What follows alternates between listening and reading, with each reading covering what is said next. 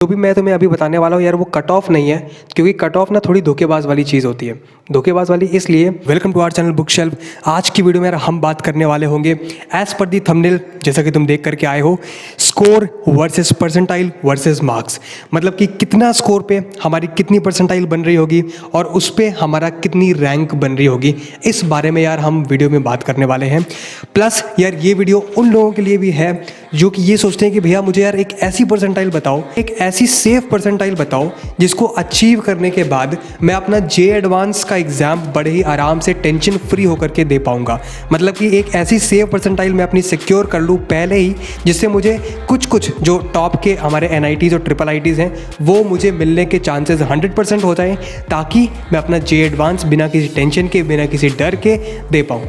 ताकि जब मैं अपना जी एडवांस एग्ज़ाम दे रहा हूँगा तो उस टाइम पे मेरे को यार सेल्फ कॉन्फिडेंस रहेगा कि भाई मैंने बहुत सारी चीज़ें कर ली हैं ऑलरेडी, बस उस चीज़ को मुझे जी एडवांस के थ्रू मैक्सिमाइज़ करना है। ठीक है, ऑलरेडी मैंने NITs IIITs अच्छी वाली सिक्योर कर ली हैं, बस अब मुझे उसे मैक्सिमाइज़ करना है। ठीक है, इस टाइप की कुछ फीलिंग आए हमारे, तो ऐसी एक सेफ परसेंटाइल बताओ। तो वो सेफ परसेंटाइल क्या होगी, हर एक अलग अलग कैटेगरी स्टूडेंट्स के लिए हमने इस वीडियो में डिस्कस किया हुआ है। ठीक है, उसके लिए मैंने अलग से यार पूरी की पूरी प्रेजेंटेशन बना के रखी हुई है, कुछ उसमें डेटा भी मैंने ऐड किया हुआ है। ठीक है, वो सब चीज़ें मैं मेमोराइज़ नहीं कर सकता था, तो वो सारी चीज़ें समझने के लिए हमें डायरेक्ट अपने यार कंप्यूटर स्क्रीन पे चलना पड़ेगा। तो फिर जल्दी से चलते हैं। यार इमोजी लगाई हुई है ताकि थोड़ी सी PPT यार तुम्हें देखने में अच्छी लगे। ठीक है, तुम्हें थोड़ा सा मज़ा आए। और एक और चीज़ जो कि काफ़ी इंपॉर्टेंट है वो ये है कि यार इस बार जो भी हम इस वीडियो में चीज़ें डिस्कस कर रहे होंगे ना, वो हमारा डेटा होगा 2020 का। अब 2021 का क्यों नहीं लिया, क्योंकि यार अगर 2021 का तो तब निकलेगा ना जब आप जा करके कॉलेज में बैठे होगे। ओके, यार जो स्ट्रक्चर है JEE मेंस का वो आप बहुत अच्छे से जानते हो। ठीक है, मुझे बताने की ज़्यादा ज़रूरत नहीं है। 30 क्वेश्चन आपके रहते हैं मैक्स टू मैक्स हर एक सब्जेक्ट में। 5 आपके ऑप्शनल क्वेश्चन रहते हैं, 20 MCQs रहते हैं, 10 न्यूमेरिकल्स रहते हैं। ठीक है, जिनमें न्यूमेरिकल्स में भाई कोई भी नेगेटिव मार्किंग नहीं होती। MCQs में जो आपकी नेगेटिव मार्किंग है वो है -1। ठीक है, और 4 मार्क्स हर एक क्वेश्चन को दिया जाता है और 75 क्वेश्चन आपको करने होते हैं 300 मार्क्स लाने के लिए। ठीक है, ये सारी चीज़ें तुम भी जानते होंगे। अब हम बढ़ते हैं यार मेन पॉइंट पे, और वो ये है कि भाई वो क्या सेफ परसेंटाइल है जो लाने पे हम झूम सकते हैं, नाच सकते हैं, गा सकते हैं, मौज कर सकते हैं। ठीक है, ठीक है। अब जो भी मैं तुम्हें अभी बताने वाला हूँ यार वो कट ऑफ नहीं है, क्योंकि कट ऑफ ना थोड़ी धोखेबाज वाली चीज़ होती है। धोखेबाज वाली इसलिए बिकॉज यार मैंने बहुत सारे लोगों को देखा है ना जिनके कट ऑफ से तो ऊपर मार्क्स होते हैं, और वो भी स्पेसिफिक कैटेगरीज़ की मैं बात कर रहा हूँ। उनकी कैटेगरीज़ की जिनकी कट ऑफ जाती है उसके ऊपर उनके मार्क्स होते हैं, उसके ऊपर उनका परसेंटाइल और रैंक वगैरह सब होता है, बट फिर भी उनको कोई भी अच्छा कॉलेज नहीं मिल रहा होता है। ठीक है, तो इसलिए कट ऑफ पे मत जाना, कट ऑफ थोड़ी सी धोखेबाज वाली चीज़ होती है। तो अब हम बात कर लेते हैं जनरल के लिए आखिर वो क्या सेफ परसेंटाइल है। तो भाई उतनी देर से तुम देख चुके होगे कि 99.2 परसेंटाइल जनरल में अगर आपके आते हैं, अगर आप जनरल कैंडिडेट हो, आपने इतना स्कोर कर लिया, तो फिर आप अपने एकदम मम्मी पापा को बता सकते हो कि मम्मी मतलब मेरा अब एडमिशन एकदम गारंटीड है। ठीक है, वो भी अच्छे कॉलेज में, अच्छी ब्रांच के साथ तुम्हारा गारंटीड एडमिशन हो जाएगा अगर तुम्हारे 99.2 परसेंटाइल या फिर उससे ऊपर आते हैं। सेम वही चीज़ यार AWS के ऊपर लागू होती है। आपके 99 परसेंटाइल से ऊपर आते हैं तो बिल्कुल आप मौज में हो। ठीक है, आप जे एडवांस एग्ज़ाम जो अपना है बिना किसी डर के आप दे सकते हो। आपने ऑलरेडी अच्छे कॉलेज, अच्छी ब्रांच सिक्योर करके रखी होगी। ठीक है, सेम वही चीज़ OBC के लिए है, SC के लिए, ST के लिए। 98, 95, 93 इतनी अगर आपकी आ गई अपनी अपनी कैटेगरीज़ के हिसाब से, तो भाई आप लोग मौज कर सकते हो। तो हाँ, अब उसके बाद यार तुम यहाँ पे लेफ्ट साइड में ये देख पा रहे होगे कि मैंने कुछ मतलब एस्टिमेट लगा के रखा हुआ है, और यार ये चीज़ अभी हम और भी तरह डिटेल में देख रहे होंगे। ठीक है, तो हम आगे चलते हैं थोड़ा सा भी। हाँ, यहाँ ये तो इस चीज़ की मैं बात कर रहा था कि जैसे अगर तुम्हारे 100 परसेंटाइल से 99.999 परसेंटाइल आती है तो भाई तुम टॉप 10 रैंकर्स में से होगे। ठीक है, उसी तरीके से तुम्हें अगर ज़्यादा जानना है तो यहाँ पे मैंने सारा डेटा रखा हुआ है, पॉज करके तुम वीडियो को देख सकते हो। अब यहाँ पर यार एक और चीज़ जो मैं तुम्हें बताना चाहता हूँ इस टेबल से, वो ये है कि जो कि मैंने जैसे तुम्हें बोला कि अगर तुम्हारे 99.2 परसेंटाइल से ऊपर आ रहे हैं, ठीक है, जनरल कैंडिडेट में, यानी कि तुम्हारे 160 मार्क्स या फिर उससे थोड़े से ऊपर होंगे। ठीक है, तब तुम्हारी इतनी परसेंटाइल बनेगी और तुम्हारी जो रैंक होगी ना वो अराउंड 8000 होगी या फिर उसके कम होगी।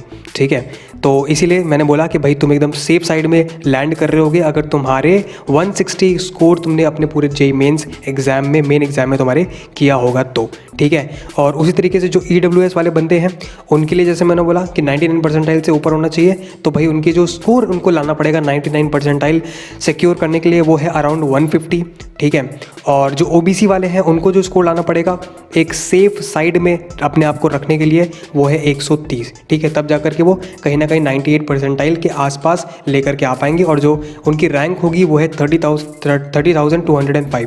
और एक और चीज़ जो भी मैं बता रहा हूँ वो बेसिकली तुम्हारी CRL है, ठीक है। अगर मैं यार स्पेसिफिक कैटेगरीज़ की रैंक बता देता तो वो काफ़ी ज़्यादा यार तुम्हें मुश्किल हो जाता है इस चीज़ में समझना, ठीक है। तो इसीलिए मैंने यहाँ पे CRL लेके रखी हुई है, ठीक है। तो अब हम बात कर लेते हैं SC और ST की भी। अगर आप SC कैटेगरी में आते हो तो भाई 91 वो स्कोर होगा। अगर आपने इतना स्कोर कर लिया तो आप बिल्कुल निश्चिंत हो करके अपना JEE एडवांस एग्ज़ाम आराम से बिना किसी डरे के दे सकते हो, ठीक है। तो अगर तुमने 91 लाए SC में तो तुम्हारी परसेंटाइल अराउंड 95 आ रही होगी और तुम्हारी जो रैंक होगी वो अराउंड 55,000 होगी। तो बात वही है कि 60,000 से 50,000 के बीच में अगर SC कैटेगरी में तुम्हारी CRL आ रही है तो मतलब ये ठीक है, इसमें तुम्हें अच्छे NITs और IIITs तुम्हें आराम से मिल जाएंगे, ठीक है। और ये हो गई फिर तुम्हारी ST वालों की बात कि भाई अगर तुम्हारे 93 परसेंटाइल से तुम्हारे आसपास आ रहे हैं, यानी कि तुमने कितना स्कोर किया है अपने एग्ज़ाम में 80 मार्क्स तुम्हें इन टोटल स्कोर करना है। अब जनरल वाले जितने देख रहे होंगे वो भाई उनके मन में तो क्या ही चल रहा होगा, ठीक है।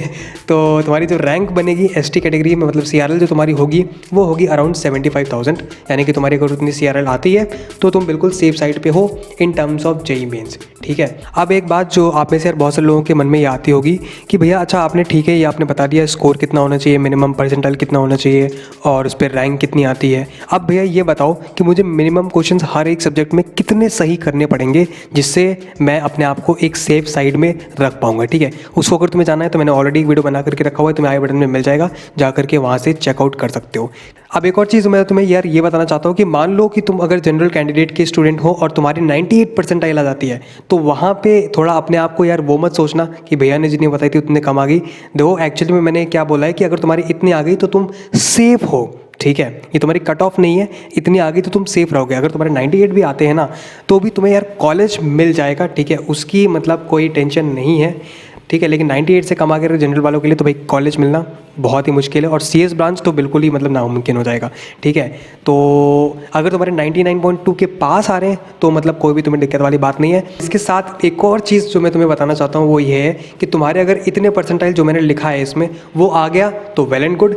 इसके साथ साथ तुम्हारा कोई भी और कोटा लग गया, मतलब बहुत सारे लोगों का होता है भैया उनका होम स्टेट कोटा लग रहा है NITs में, ठीक है, IIITs में वो खैर नहीं होता, लेकिन बहुत सारी चीज़ें होती है, बहुत सारे अलग अलग कोटाज होते हैं, वो अगर उनका उसमें लग गया तो भाई मतलब फिर क्या ज़िंदगी से सेटल है पूरी, ठीक है। तुम्हें अच्छे कॉलेज में जिसके लिए तुमने 2 साल मेहनत की है वो तुम्हें मिल जाएगा, ठीक है, वो भी काफ़ी आराम से मिल जाएगा। उतना इंपॉर्टेंट यार तुम्हारा JEE मेंस एग्जाम होता है उतना इंपॉर्टेंट तुम्हारा काउंसलिंग होता है, क्योंकि तुम्हें पता होगा कि लास्ट ईयर एक ऐसा बंदा था जिसने काउंसलिंग में थोड़ी कुछ मिस्टेक कर दी जिसकी वजह से उसका IIT बॉम्बे में सिलेक्शन नहीं हुआ था, इवन दो उसकी रैंक अराउंड 200 थी, ठीक है, मैं JEE एडवांस की बात कर रहा हूँ।